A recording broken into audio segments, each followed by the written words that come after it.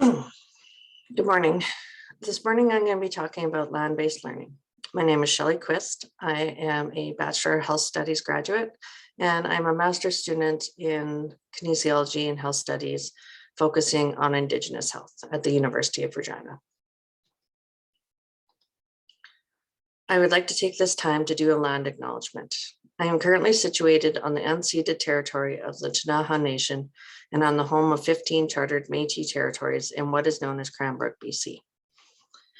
I also acknowledge that the University of Regina is situated in Treaty 4 with a presence in Treaty 6. The learning outcomes that we are going to go over today are: what is land-based learning? What is the importance of the land to the Indigenous people?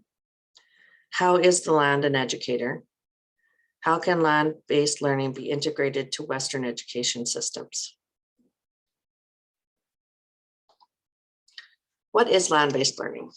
Land-based learning is a form of learning practiced by the Indigenous people. This type of learning looks at the land as being the first teacher. This type of learning has been used for hundreds of years, even thousands of years. It follows the natural flow of the seasons. Land-based learning includes such activities as hunting, gathering, and fishing. Here's a picture of a young girl participating in the activity of fishing at a local lake. Relationship with the land. It is important to know that the Indigenous people have lived off the land for a very long time.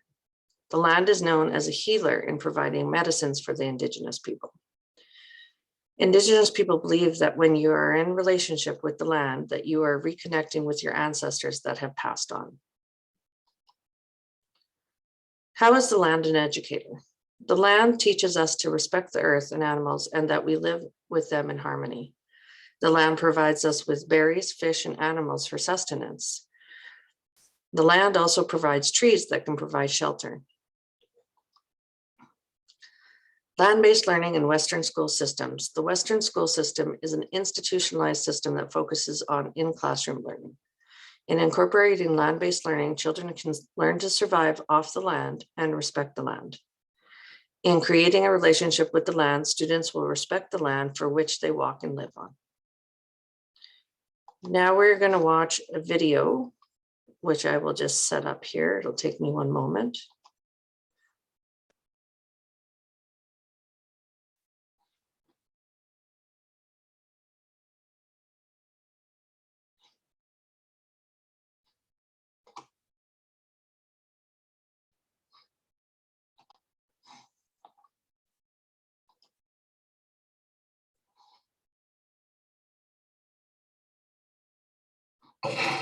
So previously, when we were using spreadsheets, we were heavily meeting dependent. It took us hours to update our tasks and our projects. It was crazy. We found out about Monday.com work and the instant I need to give our camera to the kids. Hey everyone, this is Sundos, and this is a little video on our experiences in Sekedene and Kodacha. This is the third year that we've been going into this community, and this is just a little preview of what we do in land camps.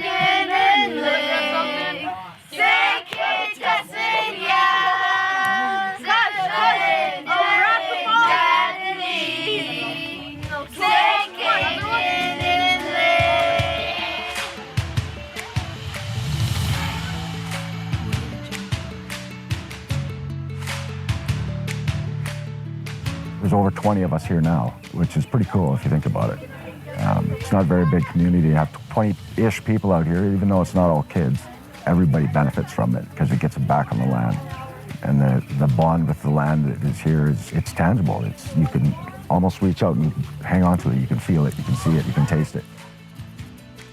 We ran a various amount of activities. So one of the activities was canoe building. We had the students get some cardboard together and figure out how to make a canoe that they could actually fit in. And then they had to test the canoes by getting into them, and we timed how long they would last in their canoes before sinking. Incorporates the engineering design cycle and also traditional knowledge that they've learned through their community and elders. I feel tough. I feel good. I feel love is scared. I know. I hope Tara makes it alive. Thank you.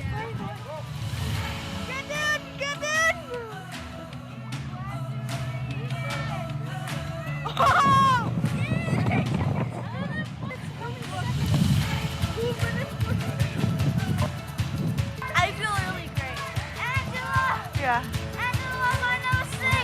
We had Harold in camp with us, who is an incredible person and has a wealth of traditional knowledge and what it means to actually live off the land. The kids recognized him as an elder and recognized his experience and respected him. We were able to incorporate a lot of the hows and the whys and what was going on at a detailed cellular level to back up what Harold has already known for years and years and years, and it was terrific. Being able to peel bark away and taste the kind of sweet, sappy meat underneath the tree and what nutrients you could get from that kind of knowledge is still alive.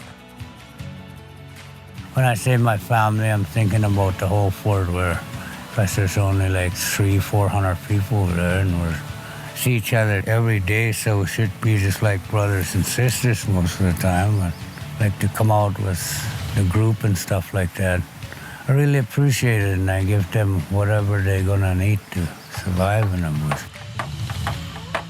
We also had the opportunity to give our camera to the kids and see what their perspectives were on the camp. My name is Kiara. I'm 11 years old and I'm in grade 5. I am at Jack Lake with my class.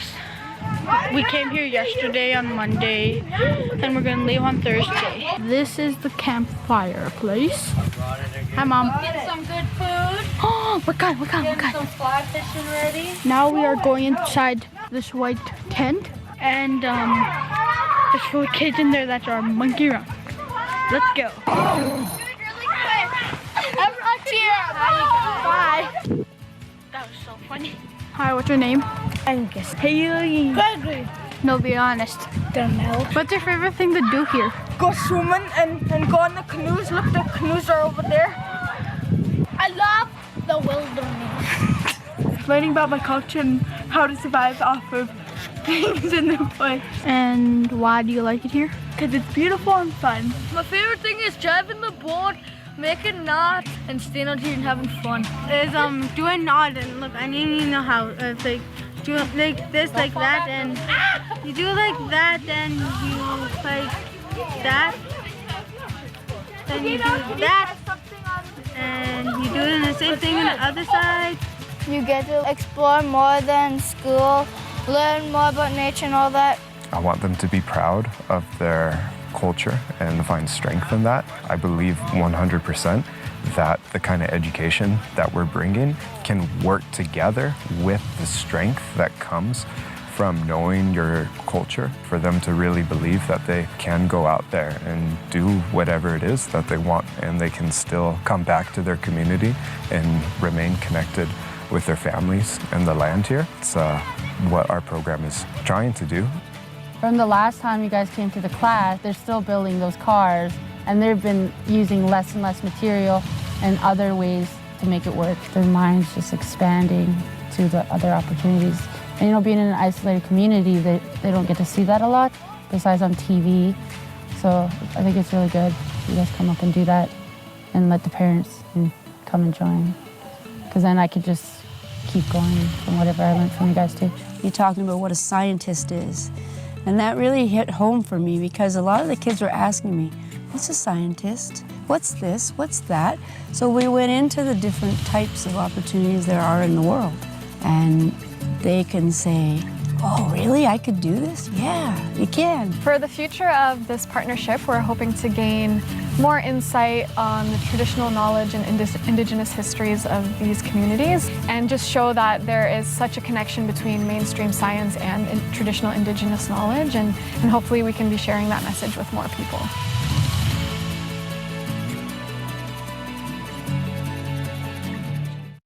If you struggle to lose weight, you must see this.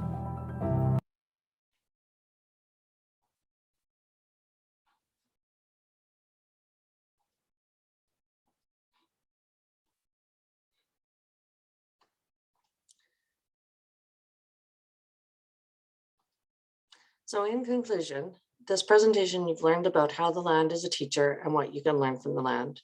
In 150 words or less, write what a relationship with the land means to you.